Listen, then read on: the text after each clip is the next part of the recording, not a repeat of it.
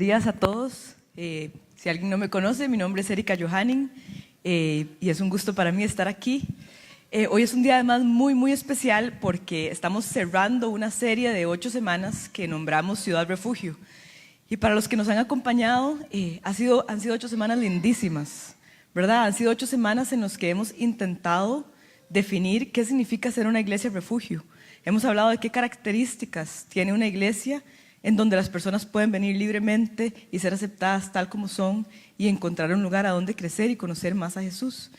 Y además hemos soñado con un lugar nuevo, hemos sido partícipes de soñar juntos. Entonces, para mí es muy bonito estar hoy aquí haciendo el cierre de esta charla.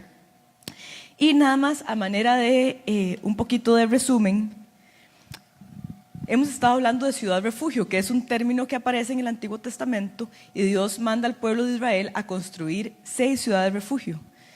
Y es muy chiva porque estos son los nombres de cada una de esas ciudades: Sedes, Siquem, Hebrón. Y cada una de esas ciudades es un refugio para un tipo de persona, que al final somos todos, porque todos somos pecadores, todos estamos cansados, todos estamos desamparados. Y así lo hizo Dios. Por ejemplo, Sedes significa justicia, por eso es que es un refugio para los pecadores. O Béser significa fortaleza, por eso que es un refugio para los débiles. Y estas ciudades eran lugares físicos. ¿Se acuerdan que hemos visto un mapa? Hemos estado viendo un mapa y esas estrellas es a donde están localizadas todas esas ciudades. Y así era en el Antiguo Testamento. Cuando uno necesitaba refugio, ¿verdad?, porque había matado a alguien sin querer o por cualquier otra razón, uno iba a un lugar físico. Pero ahora las cosas cambiaron, ¿verdad? Con la venida de Jesús, las cosas cambiaron y ya no hay que ir a un lugar físico para obtener un refugio, sino que nosotros tenemos un refugio en cualquier lugar en el que estemos. Y de eso vamos a estar hablando un poquitito hoy. Y para comenzar quiero hacerles una pregunta. Cuando ustedes necesitan refugio, ¿a dónde corren? O dicho de otra forma, ¿en quién o en qué confían ustedes? ¿En quién confían con lo valioso que tienen? ¿O en qué confían cuando están pasando las cosas difíciles? Y podemos empezar de lo más simple a lo más profundo para que vayan pensando. Digamos algo muy simple. ¿A quién le confían ustedes su carro? ¿A quién se lo prestarían? O si se van de vacaciones, ¿a quién le piden que llegue a la casa y le dé de comer a la mascota o que les cuide la casa? O con sus hijos, si tienen hijos, ¿a quiénes se los dejan? La semana pasada a mí me pasó algo vacilón, me tocaba dar los anuncios y yo siempre vengo con mi hijo de 1 año y medio, que usualmente además se duerme, y no tenía que venir a dar los anuncios y no tenía quien dejarle a mi hijo, ¿verdad? Y yo jamás puedo hacerle a la persona de a la par, aunque yo estoy segura que todos ustedes son muy buenos y cuidarían muy bien a mi hijo, jamás le hubiera dicho a alguien que no conozco: hey, me cuida a mi hijo para ayudar a los anuncios, ¿verdad? Se lo dejé a José, porque lo conozco más y confío en él. ¿En quién confiamos o en qué confiamos con las cosas más importantes? Al estuvo muy enfermo, parece que es asmático. Y, ¿verdad?, nosotros hemos estado yendo donde el pediatra y el pediatra ahí le recetó unos medicamentos y mi mamá llegó un día a la casa diciendo que había que darle homeopatía y mi esposo y yo no creemos en la homeopatía. Entonces, ¿verdad?, era como, ¿para qué le vamos a dar homeopatía si nosotros no confiamos en la homeopatía? No creemos que la homeopatía haga nada. Al final le dimos la homeopatía porque vieran qué insistente puede ser mi mamá. Y el pediatra dijo que no le hacía daño, entonces está bien. Pero en quien confiamos nosotros es en el pediatra y en los medicamentos que él le manda. Porque todos nosotros confiamos en personas o en cosas cuando tenemos situaciones en la vida y especialmente situaciones difíciles. Entonces hoy vamos a hablar y vamos a ver una historia que de hecho es muy chiva, es una historia dentro de otra historia. Son 2 personas que están pasando cosas muy difíciles y les surgía un refugio, necesitaban un refugio. Y ellas corrieron a Jesús y ahí encontraron refugio. Y lo hicieron de una forma súper chiva. Entonces, antes de leer, vamos a estar hoy en Lucas 8:40 y un poquito en Marcos, por si tienen Biblia o quieren seguirnos con el celular. Pero antes de leer eso, no sé si hemos hablado ya que refugio significa huir o retirada. Y se me viene a la mente esa imagen de cuando hay una guerra, ¿verdad? Sí, hay una guerra y están ambos ejércitos de ambos lados peleando y de repente uno empieza a ganar, como empieza a masacrar al otro bando. ¿Y qué hace el general usualmente? Dice, retirada, ¿verdad? Y dan la vuelta y se van corriendo para que no los maten a todos. Básicamente eso es lo que significa refugio. No es solo el hecho de esconderse o refugiarse, también es la parte de huir y correr hacia. Entonces, bueno, voy a orar y vamos a leer Lucas 8:40. Señor, gracias por tu presencia hoy aquí. Gracias porque todo esto es para ti, Señor. Y yo te pido que hables a mi corazón, Señor, y hables a todos nuestros corazones hoy. Que podamos sentirte cerca, que podamos sentir tu amor y tu paz, que podamos hoy conocerte un poco más, Señor, y que estemos seguros, Señor, de quién eres, de dónde puedes sacarnos, Señor, y cómo podemos recostarnos en ti tranquilamente, Señor. Te pido que te encargues de todo este rato y te doy las gracias. Amén. Ok. Cuando Jesús regresó, la multitud se alegró de verlo, pues todos estaban esperándolo. En esto llegó un hombre llamado Jairo, que era un jefe de la sinagoga. Arrojándose a los pies de Jesús, le suplicaba que fuera a su casa, porque su única hija, de unos 12 años, se estaba muriendo. Jesús se puso en camino y las multitudes lo apretujaban. Jesús viene, nada más un poquito de contexto. Él había ido queriendo pasar un tiempo a solas con sus discípulos. Iba a cruzar el lago. En eso se viene una tormenta y es toda la parte donde Jesús calma la tormenta y todo. Después llegan al otro lado y es a donde Jesús encuentra un endemoniado que le saca un montón de demonios y se los mete en unos chanchos. Es una historia súper rara y los chanchos se caen por un peñasco. Todo eso pasó. Después Jesús se vuelve a montar en el barco, no tuvo tiempo a solas con los discípulos, ni descansó ni nada. Se vuelve a montar, cruza y llega a Capernaum. Este es el momento que acabamos de leer. Jesús acaba de llegar ahí. Y dice que hay una multitud esperándolo. Y yo me imagino una multitud y pienso que hay todo tipo de personas, ¿verdad? De fijo, habían personas que habían escuchado de él y habían escuchado que él hacía milagros y querían ir a tirarse el show, a ver qué iba a hacer Jesús. Fijo, también habían personas como los fariseos que estaban esperando ver en qué error caía para mandarlo a matar. Había un grupo de gente que eso era lo que quería, que al final logran eso, ¿verdad? Y también había dos personas ahí, con mucha fe, que necesitaban algo de él y que querían correr a él. Pero antes de que conozcamos a estas dos personas, quiero recalcar el punto de lo chiva y lo accesible que es Jesús para esta multitud que lo está esperando. Jesús era humano y yo me puedo imaginar que él viene cansado, no pudo tener su tiempo a solas, le pasaron un montón de cosas en el camino y llega de nuevo de vuelta a Capernaum y hay una multitud que está esperándolo. Inclusive dice que lo apretujaban. ¿Y Jesús qué hace? Jesús entra en esa multitud y se mezcla con esas personas. A él no le importa nada. Él vino, y eso es lo más chido de Jesús, que él vino a la tierra a eso. Todo su ministerio fue en las calles, todo su ministerio fue en los campos, todo su ministerio fue comiendo con personas. Jesús era completamente accesible a ellos, sin importar si lo apretujaban o si estaban planeando matarlo o si lo que querían era un show. Y eso es igual para nosotros hoy. Jesús es totalmente accesible a nosotros. Él nos está buscando sin descanso todos los días. Y esa es una parte muy chiva. Aunque lo hayamos negado, aunque no creamos en Él, aunque estemos buscando cómo hacer para que otras personas no crean en Él, Jesús aún así nos está buscando. Continuamente, siempre accesible para todos nosotros. Él está buscando ser nuestro refugio. Eso es lo que Él quiere. Y en medio de toda esta escena, de toda esta gente que está ahí por diversas razones, aparece un hombre. Y este hombre se llama Jairo.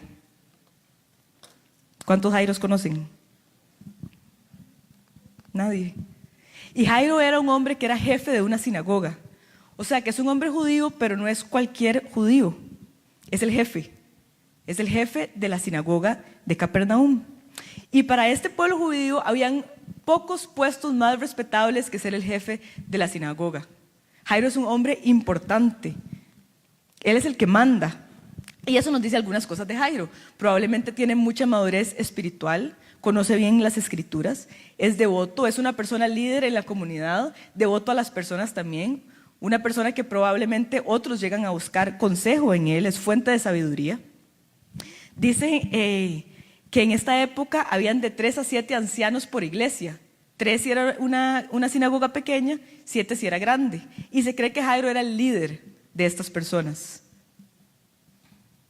O sea que a él le tocaba toda la administración de la sinagoga. Él escogía quienes oraban, él escogía quienes enseñaban, él se encargaba de que todo funcionara muy bien.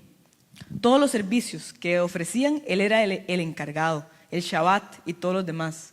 O sea, dicho como en términos que todos podamos entender, él era el gerente general de la sinagoga. Y este establecimiento religioso, del cual Jairo era parte, también es parte del movimiento nacional, de los movimientos religiosos nacionales, que básicamente son los fariseos y los escribas, o sea, las personas que querían matar a Jesús y las personas que lo negaban y que decían que él no era el Hijo de Dios. Y por eso es que la historia de Jairo es interesante, ¿verdad?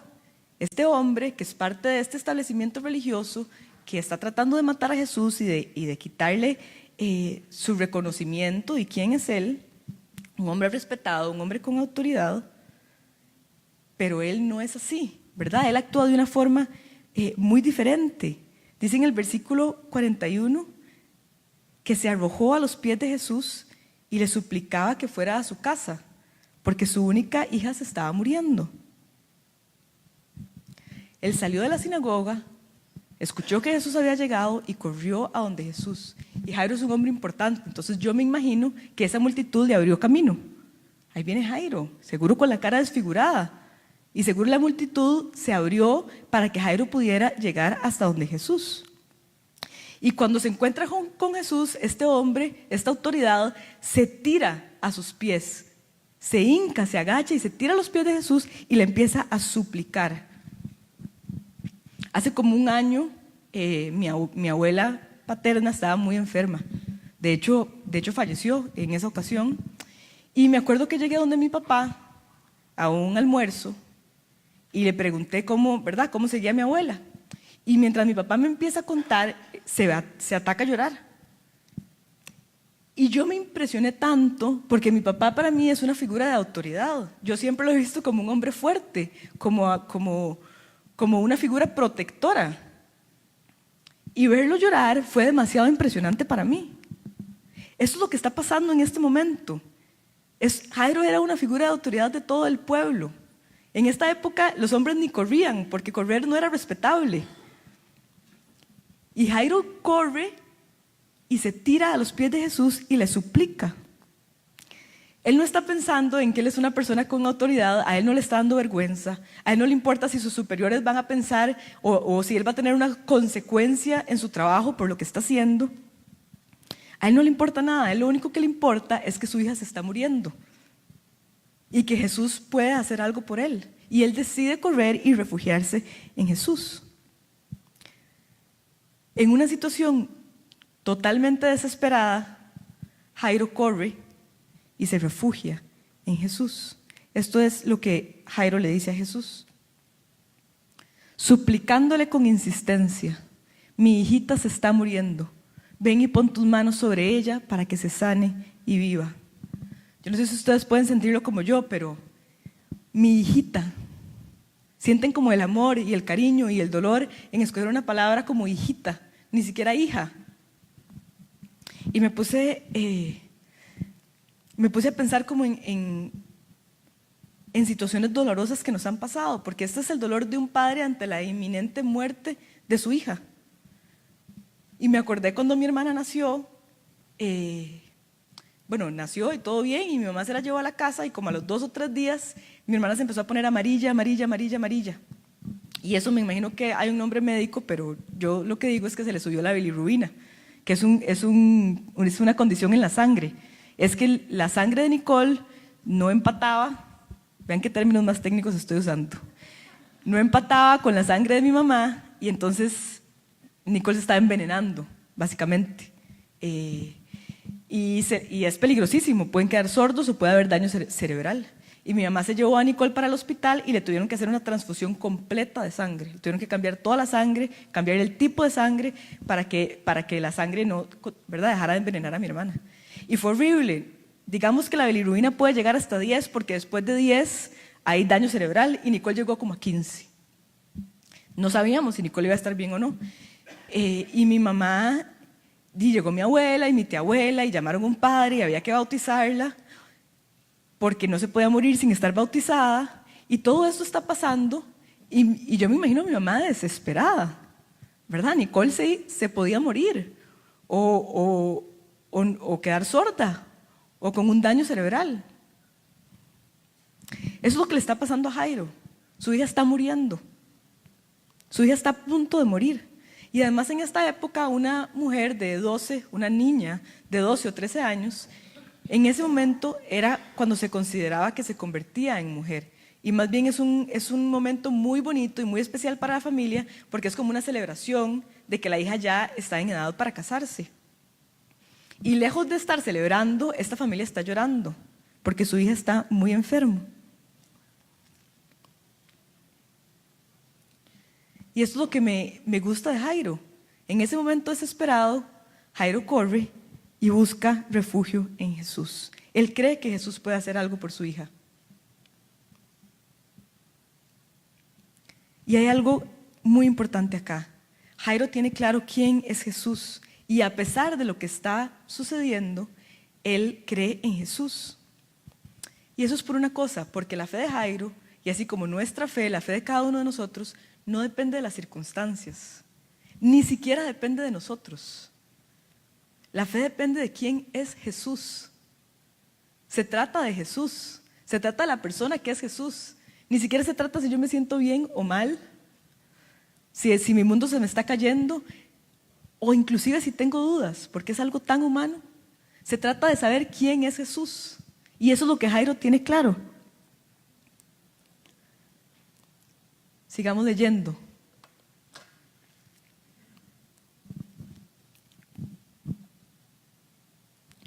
Había entre la gente una mujer que hacía 12 años padecía de hemorragias, sin que nadie pudiera sanarla. Ella se le acercó por detrás a Jesús y le tocó el borde del manto, y al instante cesó su hemorragia. ¿Quién me ha tocado? ¿Quién me ha tocado?, preguntó Jesús. Como todos negaban haberlo tocado, Pedro le dijo: Maestro, son multitudes las que te aprietan y te oprimen. No, alguien me ha tocado, replicó Jesús, y yo sé que de mí ha salido poder. Primero imagínense al pobre Jairo. Ya se arredulló, ya Jesús se había puesto en camino para ayudar a su hija, y de repente, cuando van de camino en medio de una multitud, Jesús se detiene y dice que ¿quién me ha tocado? Jairo seguro está pensando lo mismo que Pedro, ¿verdad? Jesús, ¿cómo quién? O sea, mi hija se está muriendo, ¿verdad? Vámonos. Y Jesús no. Jesús se detiene y pregunta quién lo ha tocado. ¿Por qué se detiene Jesús? Porque alguien más necesita de él. Alguien más necesita algo de él, y eso es chivísima. Jesús es suficiente para mí, pero Jesús también es suficiente para la persona que está a mi lado. Jesús es suficiente para todos. Porque alguien reciba algo no significa que nosotros no lo vamos a recibir. ¿Y quién es esta mujer por la que Jesús se detiene? La Biblia no dice su nombre, que es una lástima, a mí me encantaría saberlo. Eso y cómo era Jesús de adolescente son las dudas que tengo. Pero lo que sabemos de esta mujer es que ha tenido hemorragias por 12 años. 12 años de tener un sangrado constante. Esta mujer ha sangrado por el mismo tiempo que tiene de vida la hija de Jairo. Qué interesante que la Biblia haga eso, ¿verdad? 2 historias en una. 12 años de tener un sangrado una mujer, 12 años de vida una niña que se está muriendo. La Biblia hace ese paralelo. Y esta mujer sufría de estas hemorragias, un problema femenino. 12 años de tener un sangrado. Probablemente tenía debilitamiento, pérdida de sangre, obviamente. En esta época que no habían doctores como hay ahora, yo me imagino que sangrar por 12 años puede llevarte a la muerte. Pero además de eso, esta mujer tenía consecuencias sociales súper fuertes. ¿Se acuerdan de las leyes que habían en esta época con respecto a la menstruación? Esto es Levítico 15:19. Cuando a una mujer le llegue su menstruación, quedará impura durante 7 días. Todo el que la toque quedará impuro hasta el anochecer. Todo el que tocaba a una mujer con un sangrado quedaba impuro hasta el anochecer. Las mujeres con sangrado tenían que ser aisladas. Y no solo el que tocaba a la mujer, el que se sentaba en la silla donde la mujer se hubiera sentado. Todo lo que esta mujer tocaba quedaba impuro. Entonces nadie podía tocar algo que ella tocaba. O sea que esta persona era marginada por la sociedad. Vean lo que nos dice Marcos que esta mujer había hecho. Había entre la gente una mujer que hacía 12 años padecía de hemorragias. Había sufrido mucho a manos de varios médicos y se había gastado todo lo que tenía sin que le hubiera servido de nada, pues en vez de mejorar, iba de mal en peor. Investigando y leyendo el Talmud, que es uno de los libros acerca de leyes y costumbres judías, dice que este tipo de enfermedad es muy común en las mujeres de esta época. Y los médicos hacían lo posible para tratarla. Los médicos reales la trataban con astringentes y toxinas. Los médicos reales eran muy caros, muy pocos, y además ese era el medicamento, los medicamentos que usaban para tratar algo así, imagínense. Esos eran los médicos reales. Pero además había un montón de gente que ofrecía curas para este tipo de cosas. Y les voy a leer una de las curas porque bueno, yo no sé si ustedes lo harían, pero probablemente esta mujer lo hizo. Vean las curas. Andar con las cenizas de huevo de avestruz alrededor del cuello, en una bolsa de lino en el verano y en una bolsa de algodón en el invierno. Ese era el remedio. O había otro, andar con grano de cebada que se encontraba en el excremento de burro. O sea, probablemente había que ir a buscar excremento de burro, ver a dónde estaba el grano de cebada y después andar con eso. Y yo imagino que esta mujer, ¿verdad?, estaba tan desesperada que había hecho todo. Se había gastado todo lo que tenía buscando un remedio para su enfermedad. Y Lucas, que es doctor, nos dice que nada había podido sanarla, nada había funcionado. Estaba resignada, ella había probado todo.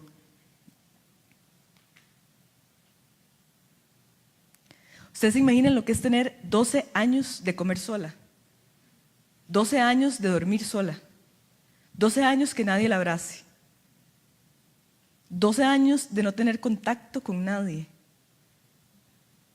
Así vivía esta mujer.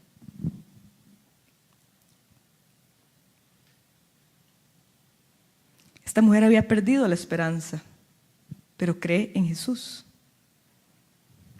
Y es que la esperanza es diferente a la fe. ¿Ven qué chida esta frase que encontré? La fe no es el resultado de la esperanza humana, más bien es la respuesta a su ausencia. O sea que cuando no tenemos esperanza, lo que queda es Jesús. La fe que todavía tiene opciones humanas es fe débil. Cuando nosotros creemos que lo podemos hacer por nuestras propias cuentas, eso no es fe. La verdadera fe tiene a Dios como objetivo cuando todas las opciones se han ido. La fe verdadera produce esperanza. No depende de ella para su existencia. Cuando no hay nada más, Jesús es quien nos da esperanza. Cuando no hay nada más, Jesús puede ser nuestro refugio. Jairo y esta mujer no tenían nada más. Habían agotado todas las opciones. No había nada más que pudieran hacer por sus propias fuerzas. Y en ese momento, cuando no hay nada más, es a donde deciden correr a Jesús. Y ellos no sabían qué iba a hacer Jesús. No había forma de que ellos pudieran asegurar que Jesús iba a otorgarles los milagros que tanto necesitaban, pero de todas formas fueron. De todas formas creyeron y de todas formas esperaron. Sin garantías, creyeron. Esa es la definición de fe. La esperanza viene de la fe en Jesús. La esperanza viene de quién es Jesús, no de que tengamos opciones reales para nuestros problemas. Y mucho menos de cómo me sienta yo. Y les quiero poner un ejemplo que me pasó a mí en estas semanas, para que ustedes piensen también en los ejemplos de su vida y en las cosas por las que ustedes pasan. Esos son 3 chiquitos que van a Fundavida, el lugar donde yo trabajo. Yo trabajo en una organización que ayuda a niños como ellos y 500 más que viven en situaciones muy difíciles, en zonas de pobreza, violencia, prostitución, etc. Y Fundavida es una organización que se basa 100% en donaciones. La única forma en la que existimos es porque personas como ustedes y otras deciden donar. Así funciona. Y yo tengo 8 años de trabajar ahí, y en esos 8 años que yo he trabajado ahí, nunca ha habido, cuando nos va bien, tenemos 3 meses de dinero y después se acaba. O sea, nunca sabemos cómo vamos a pagar salarios al 4.º mes, ¿verdad? Hoy es abril, mayo, junio, julio. Digamos, en agosto no sabemos cómo vamos a pagar salarios. Algo tiene que pasar siempre de aquí a agosto para que nosotros podamos seguir subsistiendo. Cuando estamos bien, cuando estamos mal, no hay para la próxima quincena. Y la fundación tiene 20 años de existir. 22. El año pasado participamos en un concurso para ganar fondos de una empresa, que esta empresa nos iba a dar el suficiente dinero para poder subsistir sin problemas por 2 o 3 años. Era algo que nunca había pasado. Y las personas de la empresa nos dijeron, de fijo van a ganarse ese dinero, de fijo. Y yo me acuerdo que yo le decía a un compañero, por primera vez vamos a poder hacer lo que queremos, por primera vez vamos a poder soñar, por primera vez vamos a poder ayudar no solo a los 500 que ya están, a los más de 1,000 que tenemos en lista de espera. Por primera vez vamos a poder hacer aumentos que no hemos hecho en 4 años. ¿Verdad? Esta va a ser nuestra solución. Y sin darme cuenta, yo puse toda mi esperanza en eso. Este año, hace 2 semanas o 3 semanas, me llegó un correo que no nos iban a dar esa plata. Yo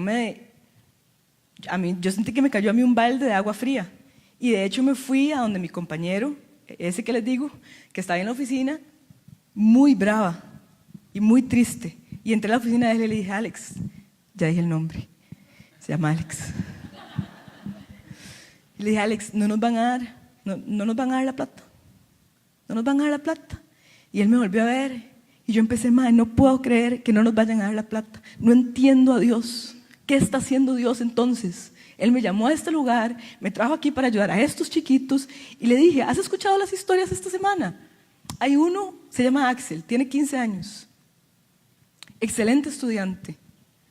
Su mamá tiene una enfermedad mental que no puede trabajar. Cuando les va bien, comen una vez al día. Su hermana mayor acaba de quedar embarazada. Su papá no los quiere. Y él, al sentirse tan culpable de ser una boca más que su mamá no puede alimentar, otra vez fue a pedirle a su papá que lo aceptara y su papá le dijo que no. Y él se quiere matar porque siente demasiada carga en su casa. Hay otro, de 5º grado, que se porta muy mal, le pega a sus compañeros, los insulta, les grita. Y en reunión de coordinadores, ¿qué hacemos? ¿Quién es él? Pues resulta que su mamá es prostituta, drogadicta, desde los 2 años se queda solo en la casa, no tienen baño, un balde para hacer las necesidades. El niño de 2 años, solo, le dieron ganas de ir al baño, se cayó dentro del balde. Cuando la mamá llegó estaba todo sucio. Y la mamá se enojó tanto que lo reventó contra una lata de zinc y se le clavó un clavo acá. Y yo le dije, Alex, ¿y entonces? ¿Qué está haciendo Dios? ¿No es ese su trabajo? Yo estoy haciendo el mío, tratando. ¿Y Dios qué está haciendo? Y yo no sé si ustedes se enojan con Dios como yo, Y yo no sé si ustedes dudan de Dios como yo, pero mi fe es así. Es como una montaña rusa. Y yo me enojé con Dios. Y le dije así como les estoy diciendo a ustedes, que no sabía qué Él estaba haciendo. Y que no entendía. Y la verdad, todavía no entiendo bien. Pasó una semana y me llamó mi jefe, porque en ese momento no teníamos dinero ni para la siguiente quincena. Y me llamó mi jefe y me dijo, nos acaban de donar suficiente dinero para terminar el año. Después tuvimos una cena de recaudación de fondos, que siempre hacemos, y este año, por primera vez, iba menos de la mitad de la gente que siempre va. Y yo estaba brava todavía. Y fue menos de la mitad de la gente y se recobró más que en todas las otras cenas. Y yo sentí que Dios me decía, aquí estoy. Es que nunca se trató de la plata de esa empresa. Fundavida tiene 20 años de existir y aquí estoy. Porque mi refugio tiene que ser Jesús, no puede ser la plata de una empresa, ni ninguna otra cosa a la que corremos o a la que ponemos nuestra esperanza. Y yo he leído 1,000,000 de veces en la Biblia, no pongan su esperanza en el dinero, no pongan su esperanza, y me pasa una y otra vez. Solo Jesús puede ser nuestro refugio. Cuando no hay nada más, cuando ves las historias más tristes o cuando las historias nos pasan a nosotros mismos.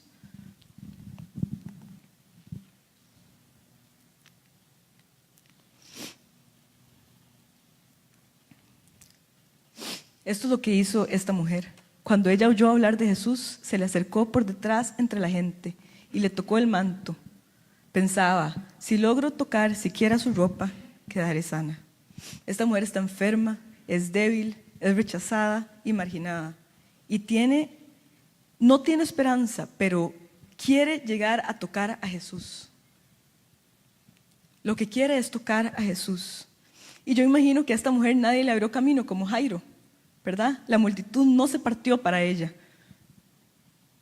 Ella tuvo que abrirse camino y llegar y tocar. Y creía tanto en Jesús que pensaba, solo quiero tocarlo. Ni siquiera necesito que me hable. Solo quiero tocarlo y voy a quedar sana. Y eso es exactamente lo que sucede, ¿verdad? Dice la Biblia que al instante cesó su hemorragia. No cruzó ni una palabra con Jesús y quedó sana. ¿Se imaginan lo que esta mujer pudo haber sentido?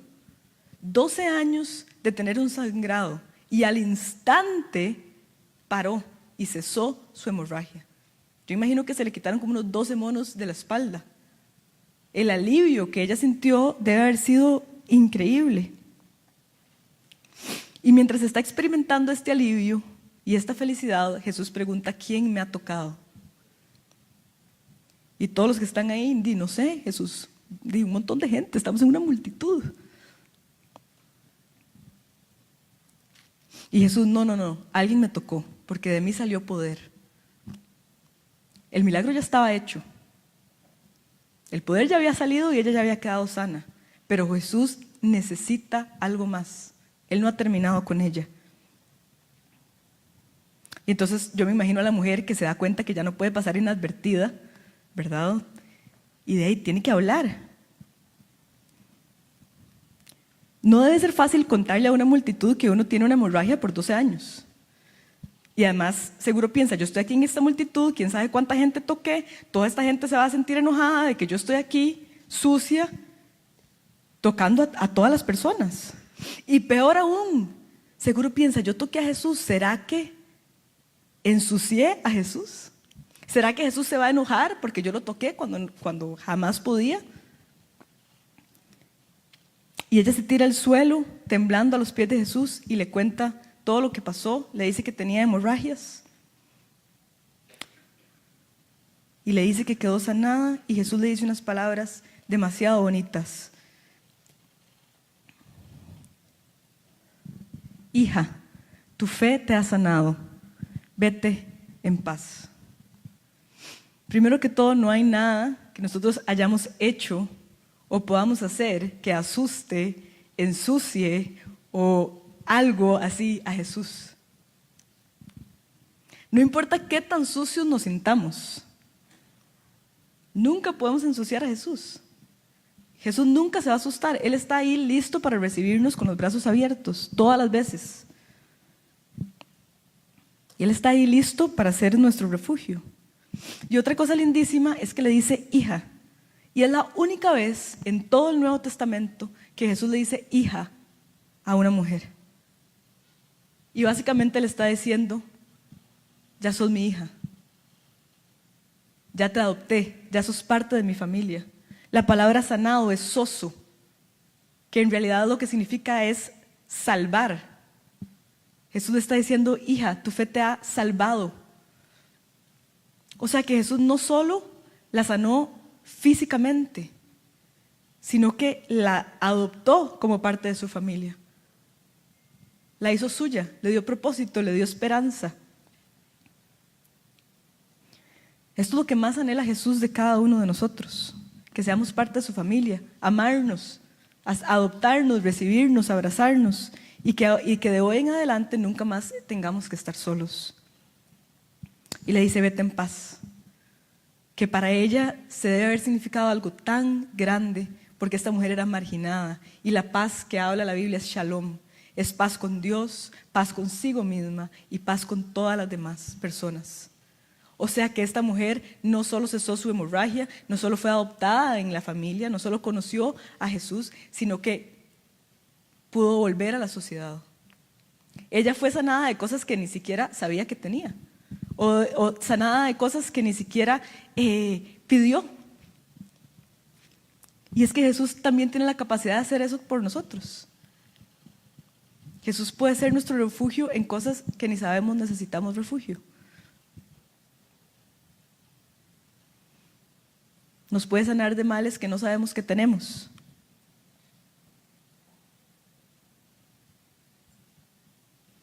La pregunta es la misma que les hice al principio. ¿A qué o a quién corremos cuando la estamos pasando mal?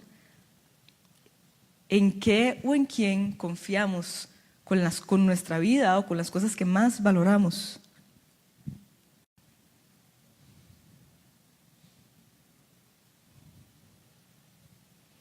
¿O será que lo quiero seguir haciendo sola? ¿O que quiero seguir confiando en la plata de la compañía? ¿En qué me refugio? Cuando tengo deudas, cuando estoy pasando por un divorcio, cuando mis hijos están enfermos.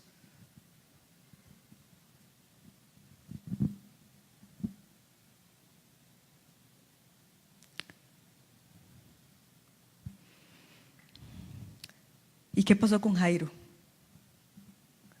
Y antes de ver qué pasó con Jairo, quisiera llamar a los músicos para que me acompañen y mientras vamos a ir terminando la historia. Vean lo que sucede en medio de esto. Jesús acaba de sanar a esa mujer de una forma increíble y en eso llega un mensajero y tiene un mensaje para Jairo. Todavía estaba hablando Jesús cuando alguien llegó de la casa de Jairo, jefe de la sinagoga, para decirle: tu hija ha muerto, no molestes más al maestro. Su hija ha muerto. Yo no sé si alguien aquí ha experimentado la muerte de un hijo. Yo solo pienso en mi hijo y, ¿verdad?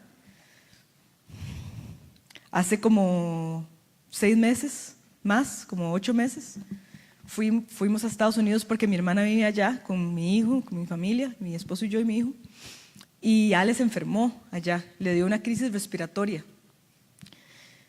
Ver al hijo de uno hacer esto es de las cosas que más miedo me han dado en toda mi vida.